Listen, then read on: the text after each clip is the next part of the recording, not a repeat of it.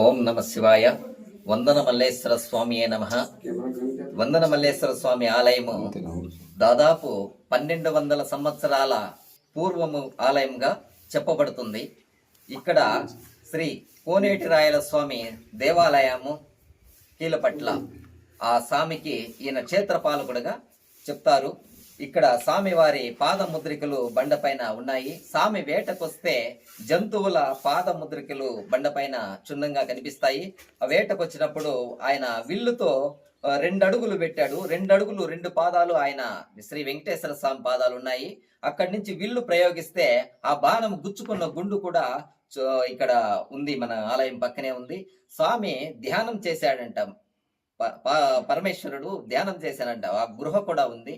ఈ విధంగా చాలా పురాతనమైనటువంటి దేవస్థానం ఇది శిథిలావస్థలో ఉండి పూర్తిగా ఇదైనప్పుడు నేను ప్రతి సోమవారము వచ్చి ఇక్కడ అభిషేకం చేయాలనే ఉద్దేశంతో 1.5 సంవత్సరం పాటు ఇక్కడ అభిషేకం చేశాను. పూర్తిగా తార్బాల్ పట్లు కవర్లు తెచ్చి పైనంతా కట్టి గుడి మొత్తం చుట్టి బైండింగ్ వైర్తో కట్టి పెట్టి తడియకుండా చేస్తున్నాను. అప్పుడు సీనన్న కుమారన్న అనే వీళ్ళు పలంనేరు నుంచి మేల్మాయి క్రాస్ అన్నగారిది, తెట్టిమిట్ట గ్రామము కుమారన్నది. వీళ్ళిద్దరూ రావడం జరిగింది. మా ధర్మకర్త మా పెద్దబ్బన్న గారిని సంప్రదించడం జరిగింది. తర్వాత అన్నగారు పిలుచుకొచ్చారు ఇక్కడ లోపలికి. నేను మాట్లాడాను మళ్ళీ అన్నగారితో.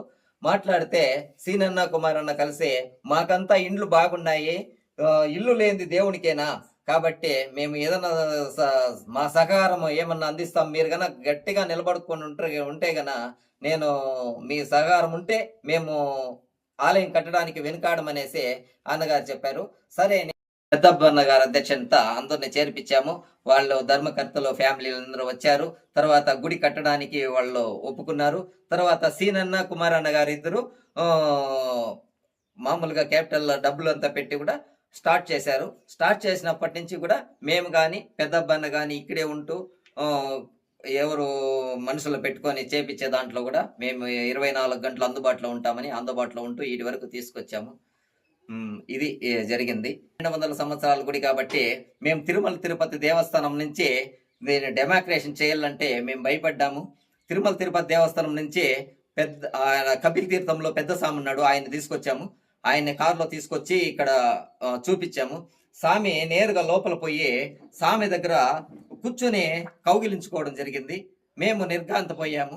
తర్వాత అక్కడి నుంచి లేచి బయట వచ్చిన స్వామి మా కపిల్ తీర్థంలో స్వామి కూడా ఇట్లే ఉన్నాడు అని చెప్పడం జరిగింది. మీ కపిల్ తీర్థంలో స్వామి అట్లే ఉంటే మరి కపిల్ తీర్థంలో స్వామి ఇట్లే ఉంటే కోనేటిరాయల స్వామి కూడా మీ కొండ మీద వెంకటేశ్వర స్వామి ఉన్నట్లే ఉన్నాడు అన్నాను. అవునా అని ఆయన ఆశ్చర్యం వ్యక్తం చేసి మేము కోనేటిరాయల స్వామి దర్శనం చేయాలన్నారు. మీ క్షేత్ర పాలకుడు ఈ క్షేత్ర పాలకుడు ఒకే రకంగా ఉన్నప్పుడు కీలపట్ల కోనేటిరాయల స్వామి తిరుమల వెంకటేశ్వర స్వామి ఒకే రకంగా ఉన్నారు అని చెప్పాము. వెంటనే వాళ్ళు కీలపట్లకి అదే కారులోనే కీలపట్లకి రావడం జరిగింది. అక్కడ ఆ స్వామికి మనీ స్వామి ఆయన పేరు కూడా, ఆయనకి దర్శనం చేపించడం జరిగింది. అప్పుడు ఆయన ఒప్పుకున్నాడు. ఏమని, కోనేటిరాయల స్వామిను కొండ మీద వెంకటేశ్వర స్వామి ఒకే రకంగా ఉన్నారు, చాలా సంతోషంగా ఉంది, నేను మహాభాగ్యం కలిగింది, నేను దర్శించుకునే భాగ్యం అని చెప్పారు. కొండలలో నెలకొన్న కోనేటి రాయుడు వాడు అని అన్నమయ్య కీర్తనలు చేశాడు.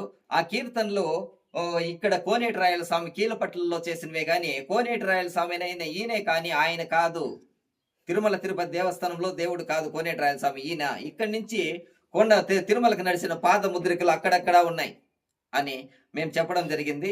ఆయన చాలా పడ్డాడు ఇక్కడ చేయడానికి. ఆ విధంగా చాలా పురాతనమైన దేవస్థానం.